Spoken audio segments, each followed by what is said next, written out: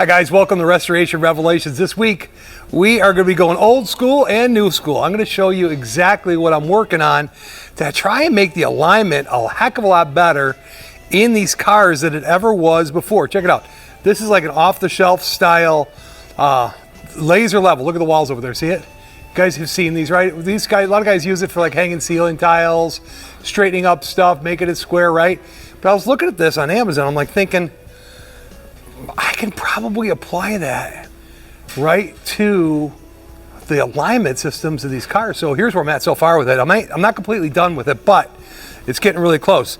This is an off-the-shelf product, right? You can get this on Amazon or get it a bunch of different places. And what it basically does is sets centering for your wheel. Check it out. I can just take that thing and bump it onto that target out there. And now what that does is it's going to give me a super straight line that's parallel off the front tire. So that's the thing over there that I'll be using. If you look at the two targets that are set up over there, I'll be using those to set toe in and toe out. Now, the caster and camber is a whole nother equation, and that's where my little device comes in, because as you set up your caster and camber, you got to roll on to a set of turntables like this down here. So I'm going to show you how the turntables work. I'm going to show you how we actually set the caster and camber old school with bubbles and a gauge, but the vision of where we can go with it is pretty darn cool, and I'm about 80% of the way there, but we're going to kick it old school. Strings, jack stands, some of the old stuff. You know, this is the way guys do it, and this is readily available on Amazon. You can do it yourself, so hopefully I'm going to give you the 1, 2, 3 punch on how to set up your alignment. Man, huge improvement on the way your car is going to handle it. It's amazing, and you're not spending much money. If you're in a car club or something, get out there with your guys, your buddies, your pals. You know, why not set up some of your cars to perform a lot better than they did in the past? All right, at the end, we always kick it with a Bible study, because the Bible study changed my life, and I love that part of the episode. And I'm going to be talking a little bit about the online car show that we're working on. It's all coming together this week. Studio Hot Rods Restoration Revelations. Let's line it up.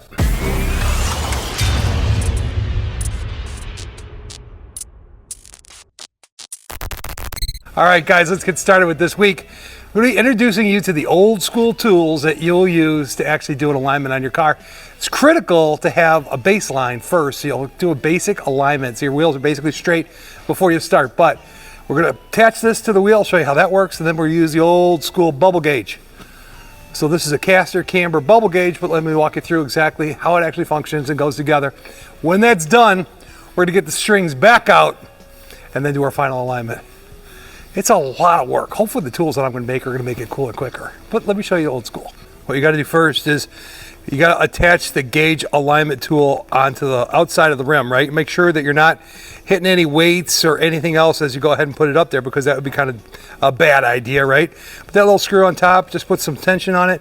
And the whole idea now is we got a place to mount our bubble gauge. All right, kids, this is the old bubble gauge. We're just going to pull the pins on the turntable. This gives it the ability to actually move in and out, right and left. It's super important when you do that. 90 on the button, that's cool. And then what you're going to do is take this little center bubble right here, boom. And now you know you've got this thing perpendicular. And then we can start playing the game. So what we're going to do first is figure out where the initial caster is at. So the way you do that is you're going to turn your wheel about exactly 20 degrees out. I put a mark down here and a mark on here. So, wait, go back a little bit more. Bingo, perfect. Okay, now there's two things you got to do with the caster camber gauge. You got to actually get this to center, that bubble in the center. Boom, boop, soap, wait, come on, wait for it. Yeah, there you go. Now we're going to take this one right here. This is the caster degree right now, and we're going to zero that. See that little bubble moving up? Okay, that little thing moves right up to there. What's cool about this is after you get that thing centered on zero, which is right there, we're going to go ahead and swing it the other way. We're moving it to 20 degrees to the left. Okay, right. Oh, back it up a little bit, cowboy. A little bit more, a little bit more, a little bit more. There you go. You got it. Now, all you got to do is read this gauge, and you'll be able to see the bubble on the caster side. It's right at about 4, just a touch under 4. So that means you got 4 degrees of caster in it. Now let's go ahead and check the camber. That's really, really easy. We're going to go ahead and center the tire again, so it's going straight forward. Aren't these turntables wonderful? The reason you use a turntable is it doesn't put any stress on your suspension, because if you didn't have a turntable, it would be like torquing against it and trying to get there, right? So a little bit left wheel, a little more. There you go, that's center. Okay, that's good. Now, if you read this bubble, if you take a look at it, you see the camber, that's exactly at 1 degree. That's a pretty good, pretty aggressive. Okay, basically guys, I'm pretty happy with the 4 degrees of caster and the 1 degree of camber, but let me show you why our setup is a little bit different and what you can do if you want to do something similar to this. This is made by SBC. These are adjustable upper control arms. This is your standard tubular upper control arm. It's made by QA1. When I first started building the cars and building the hot rods here, we've always kind of leaned into this, but as I was tuning this car and driving it, I really wanted to have more availability to adjust it farther. You see, these use just a shim. So you got this crossbar right here that bolts onto the chassis. You can make the wheel go back a little bit like this. That's called caster, right? So leaning the wheel back farther. These are both driver's side upper control arms, right? So you can put a couple of shims, but you're very limited on the length of the bolts and the position of this in the car on where it mounts up to that 1970 Chevelle or the A-body car, right? But when you get the upper adjustable control arms, what you can do is you turn these turnbuckles. Check it out. It gets longer. So if you wanted less caster, you'd be making it bigger in the back, or if you want more caster, you'd actually be making it smaller in the back. And here's the cool part, is if you want to set the camber where you want it, you actually turn these like this. So you're moving them both out or in, because camber, remember, is this direction on your tire. It's the way your tires lean out at the bottom. This is called negative camber when the tires lean in at the top, and it's called positive camber when they lean out at the top. But you can see having this tool and this setup in these cars really helps us fine tune that. I like the 4 degrees.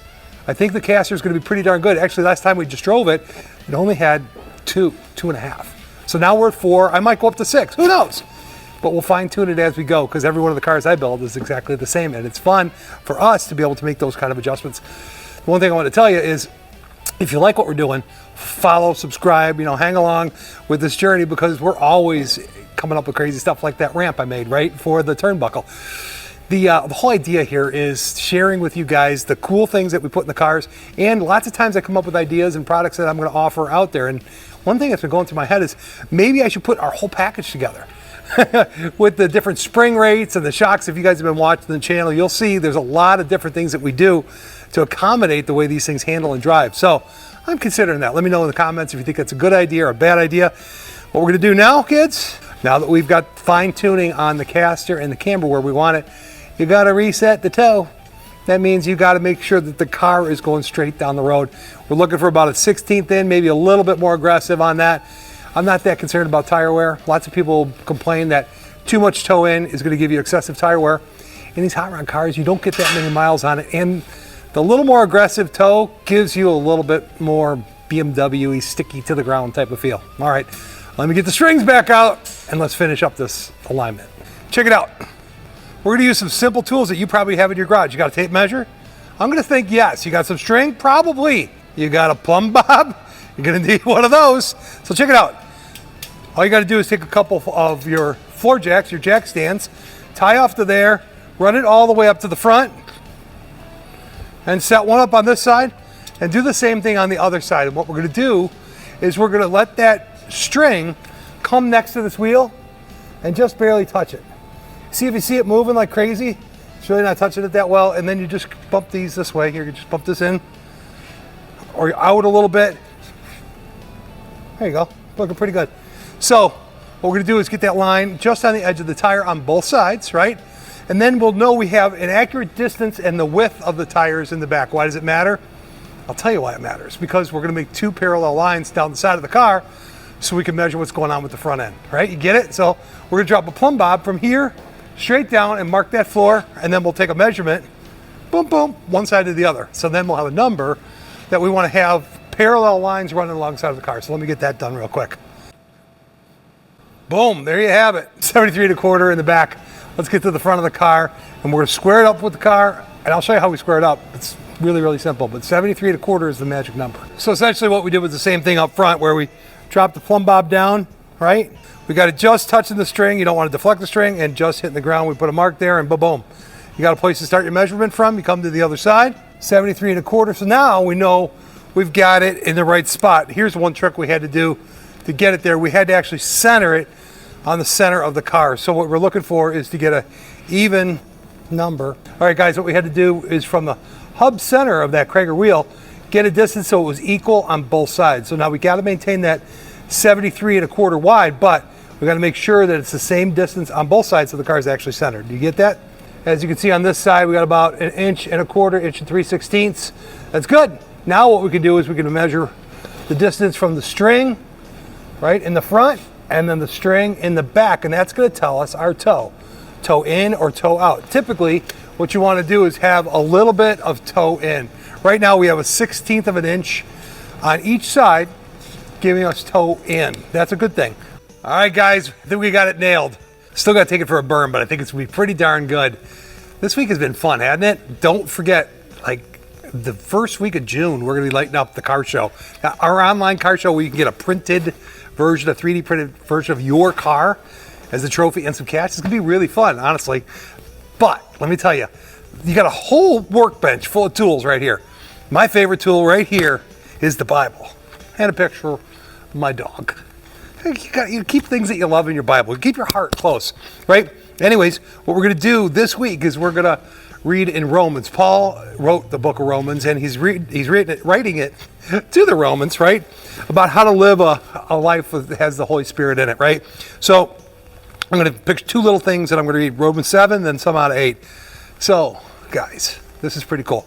He goes, as it is no longer myself that is living in me, but the sin. I know nothing good lives in me, that is my sinful nature. For I have the desire to do what is good, but I can't carry it out.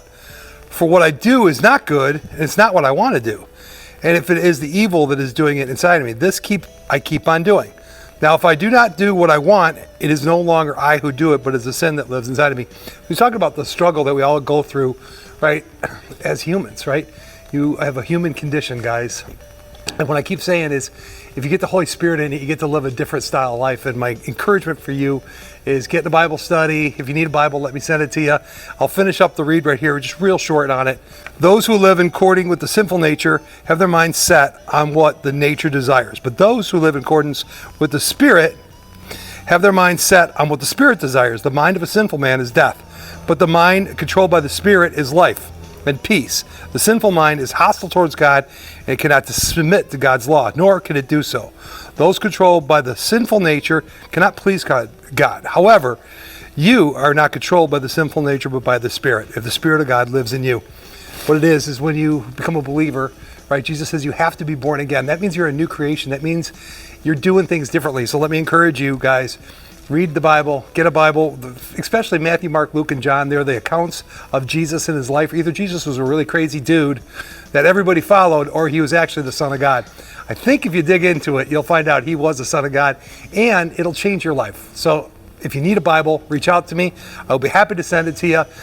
Spend a little time, ask your friends about it. Be encouraged, because God really does have a good plan for your life. Sometimes I struggle with the cars, kids, but that's just the way it is. I love the Lord, and he's got a beautiful purpose in your life. He really does. Get yourself a Bible. If you need one, reach out to me. I'll send it along to you, and I will see you next week at Studio Hot Rods Restoration Revelations. Peace out.